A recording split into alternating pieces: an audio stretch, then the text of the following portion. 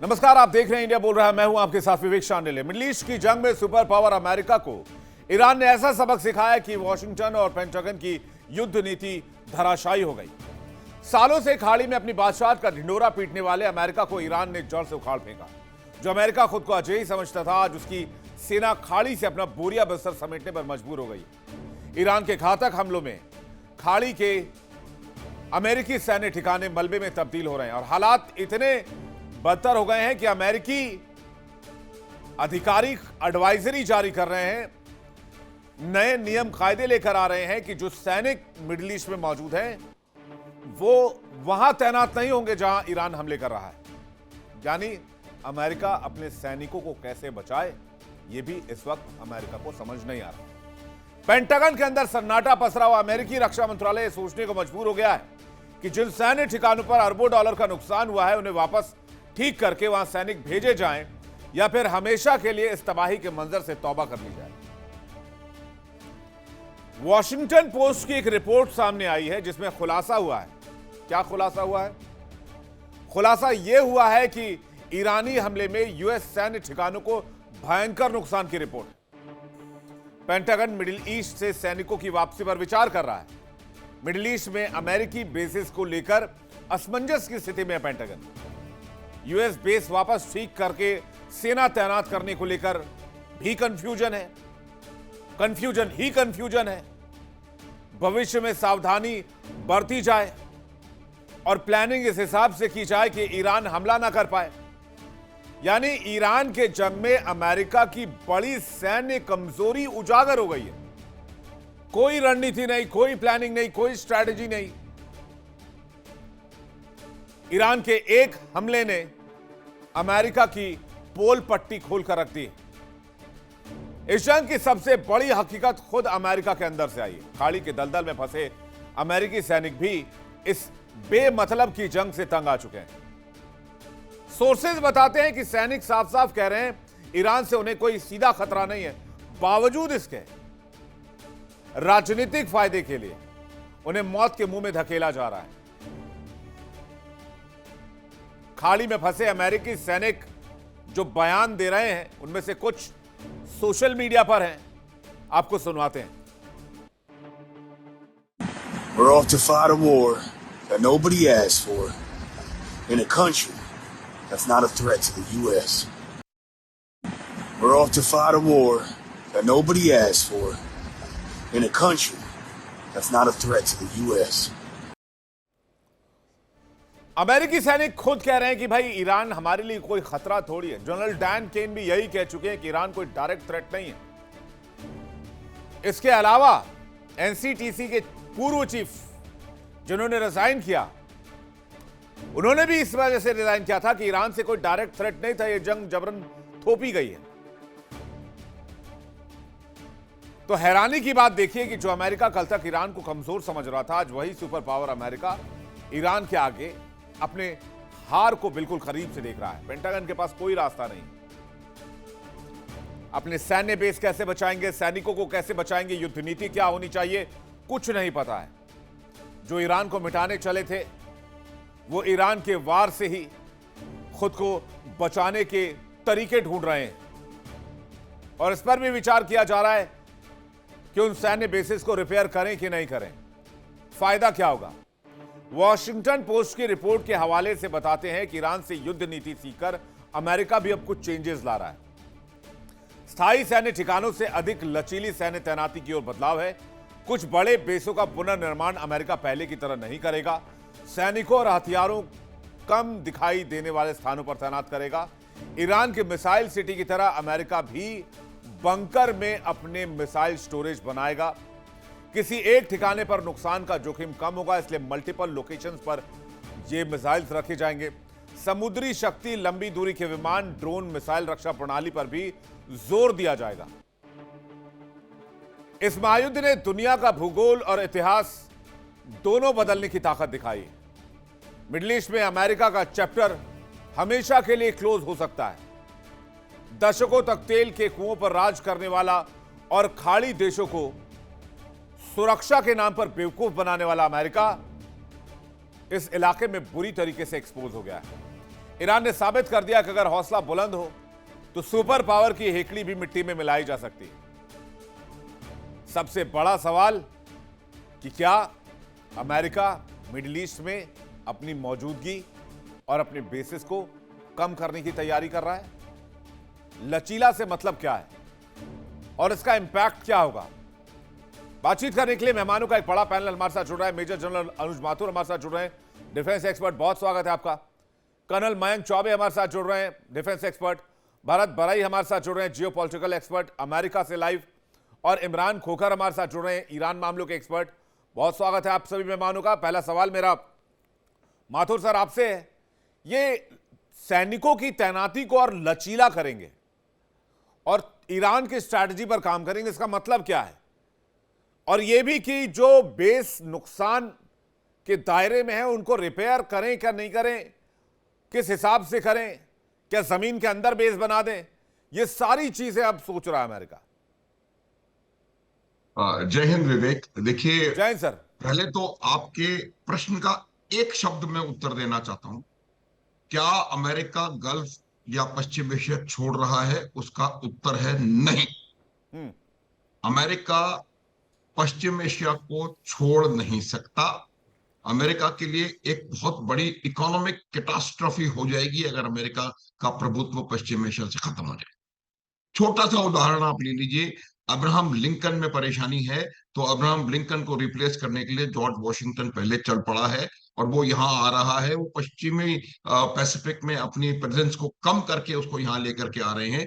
इसका अर्थ ये है कि American forces are there to stay. Vivek, वो छोड़ के जाने वाले नहीं है।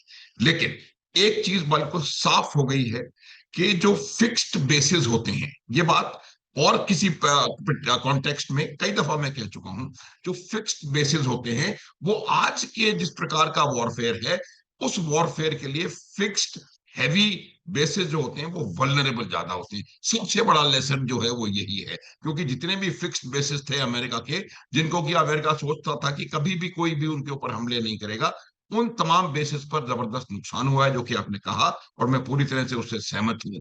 लेकिन लेकिन अब उनका क्या उद्देश्य है कि वो, जैसे ईरान ने एक स्ट्रेटेजी अपनाई थी कि अपने सारी चीजों को एक जगह कंसंट्रेट करने की बजाय उन्होंने 3 डीज किए थे, डिसेंट्रलाइज, डेलीगेट एंड डिस्पर्स। वही की वही चीज मुझे लगता है अमेरिका को करने की आवश्यकता है। आज आप एक बहुत बड़ा अब्राहम लिंकन ले जाकर के कहीं खड़े कर दोगे तो वो सिर्फ लाइबिलिटी है। वहां से जहाज उड़ रहे लाइबिलिटी, क्योंकि उसको आसानी से, इतना बड़ा टारगेट है, उसको गिराया जा सकता है। तो मेरा ये मानना है कि अमेरिका अब क्या करने वाला है कि हो सकता है जो उनका ट्रेडिशनल फुटप्रिंट है, 20 बेसिस, 50-60 हजार सैनिक, वो कहीं ना कहीं कम होता हुआ नजर आए। उसको रीडिप्लॉयमेंट किया जाएगा। जो वल्नरेबिलिटीज हैं उनको असेस करके और उस वल्नरेबिलिटीज को दूर करने का प्रयास किया जाएगा। और जो आपने बिल्कुल सही बात कही कि ईरान से ये बात सीख करके कि आपको अंडरग्राउंड जाने की आवश्यकता है, वो भी मैं बताता हूं कि ये बात ऐसी कोई बड़ी बात नहीं है कि जो ईरान ने सिखाई है। ये सारी सेनाओं को पता होता है किस प्रकार से आपको अपना सेफ गार्ड करेंगे। लेकिन अमेरिका की प्रॉब्लम थी, उनको इस बात का घमंड था कि उनको तो कोई हाथ भी नहीं लगा सकता और वो अगर गार्ड डाउन करके भी बाउट लड़ते रहेंगे तब भी वो जीतेंगे। तो वो जो उनका उनका उनका जो सोच विचार था उसको बहुत गहरा धक्का लगाए और अब वो अपने जितने भी बेसिस वहां पर रखेंगे उनको स्ट्रेटेजिक तौर पर तैयार करके रखेंगे और वो वहां पर मोबाइल प्रेजेंस ज्यादा बढ़ाएंगे।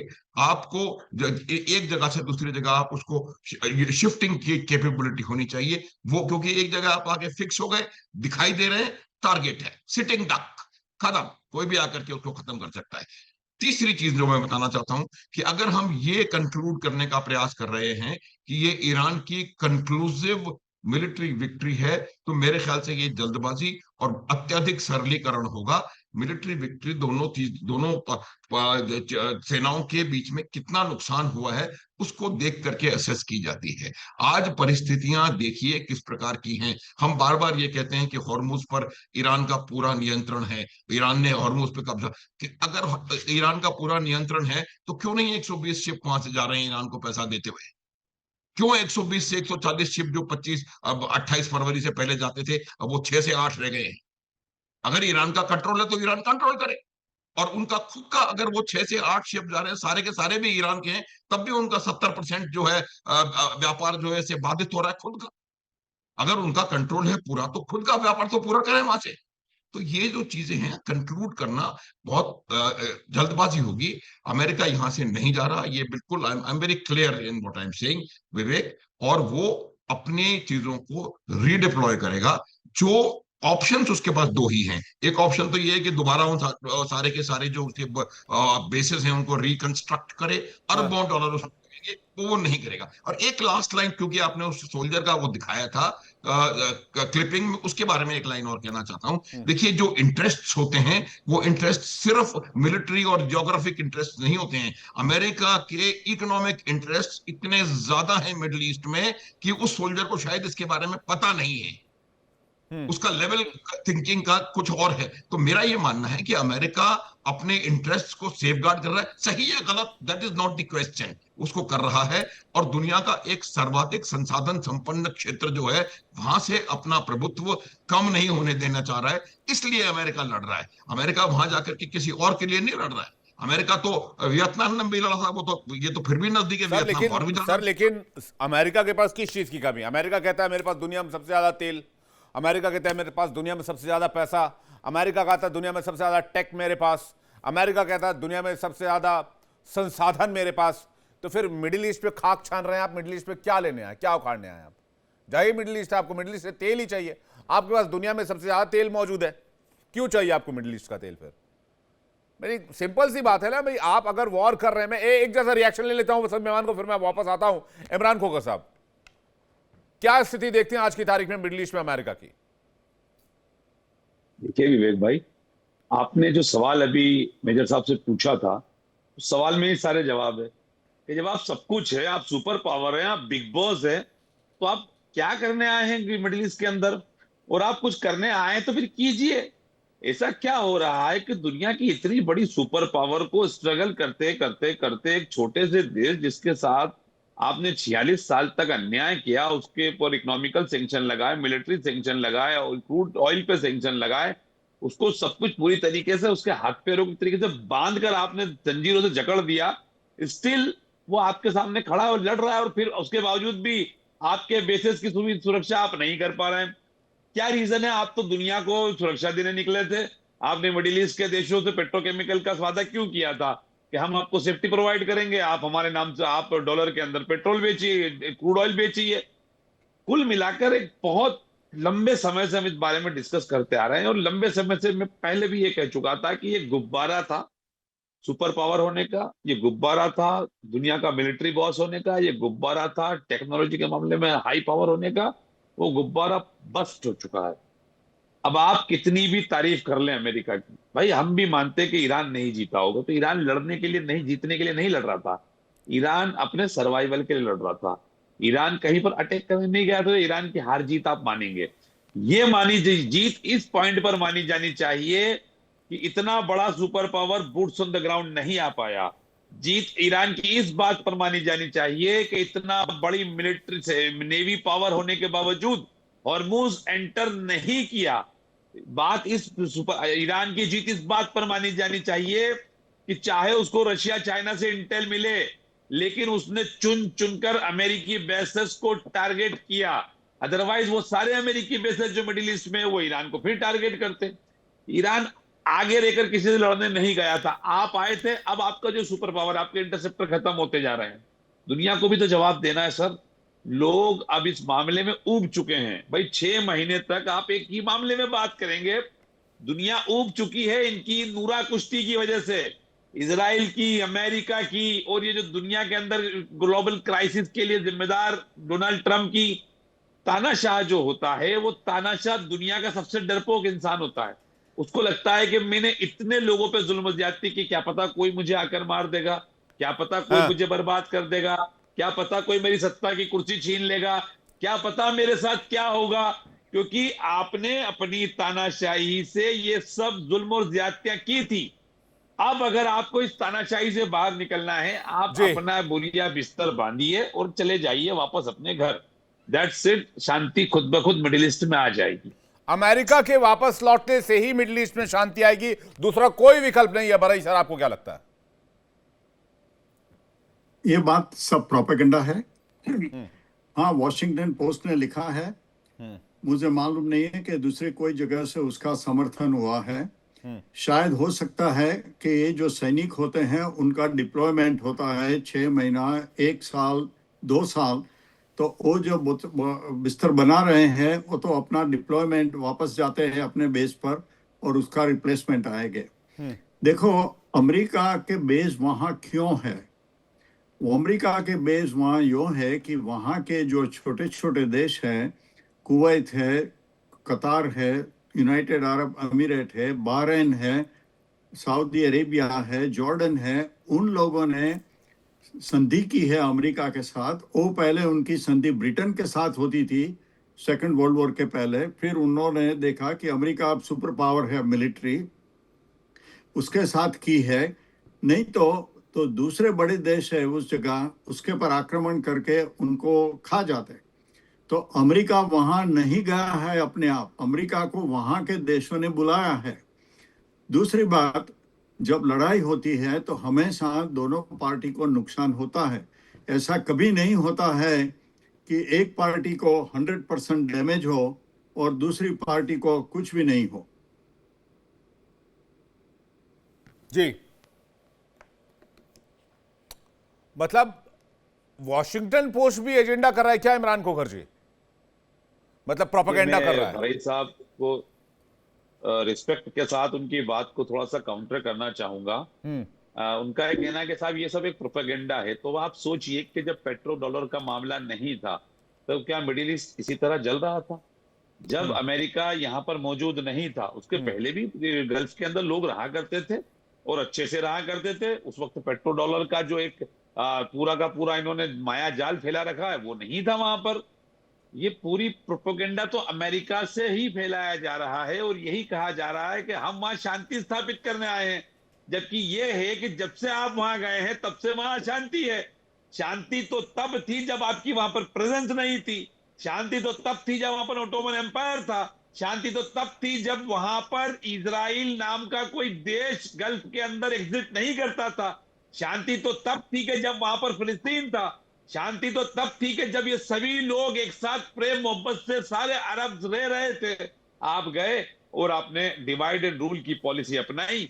छोटे मुल्कों को आपने कहा कि हम आपको सिक्योरिटी देंगे, तो क्या आप पिछले 6 महीने में इन छोटे देशों को सिक्योरिटी दे पाए? क्या आप कुवैत को सिक्योरिटी दे पाए? क्या आप बहरीन को सिक्योरिटी दे पाए? क्या आप यूएई को सिक्योरिटी दे पाए?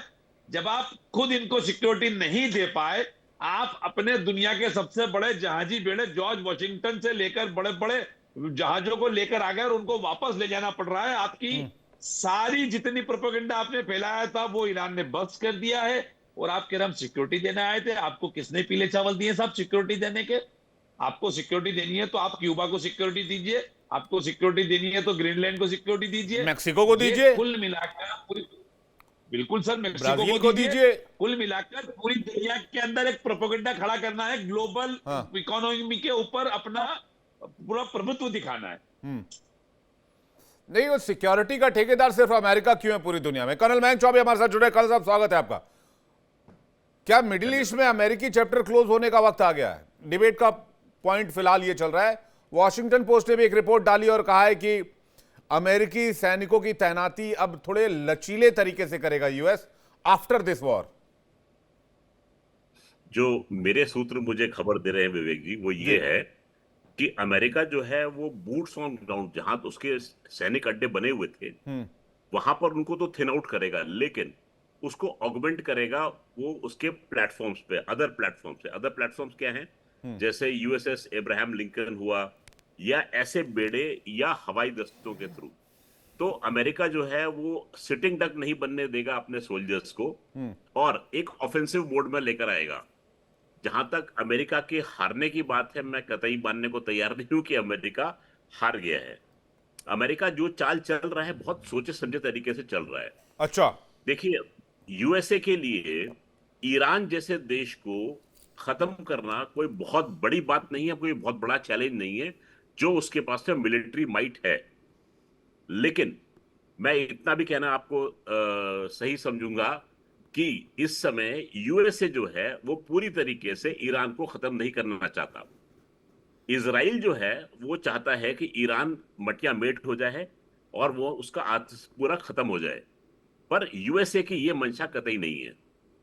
यूएसए तब तक ईरान को जिंदा रखना चाहेगा जब तक कि ईरान जो है वो एक कांटा बनकर मिडिल ईस्ट के अन्य देशों के लिए खतरा बना रहे। खतरा बना रहेगा तो यूएसए के हथियार भी बिकेंगे और उसकी एक आर्मी की हेजेमनी जो है उस एरिया में वो चलती हमको दिखाई देगी। तो ऐसा कतई नहीं है कि यूएसए जो है हार मान गया या यूएसए कमजोर पड़ गया, नहीं। यूएसए अपनी बड़ी सोची समझी रणनीति के हिसाब से काम कर रहा है, ये मान के चलिएगा। उसको पूरे एरिया को कॉन्फ्लिक्ट में रखना है, ये उसका उद्देश्य है और इस उद्देश्य की पूर्ति में वो 100% सक्सेसफुल होकर दिखाएगा। ये कहने वाली बात है कि मैं ये करना चाहता हूं, वो करना चाहता हूं, ऐसा कुछ नहीं है। जो लोगों को दिख रहा है उसके बहुत पीछे दुनिया जो है वो चल रही है, ये मेरा मानना है। देखिए इंडिया डेली 24/7 अब आपके स्मार्ट टीवी पर। इंडिया डेली मौजूद है सभी डिजिटल प्लेटफॉर्म पर लाइव और लगातार। इंडिया डेली 24/7 हर दिन राष्ट्र को समर्पित।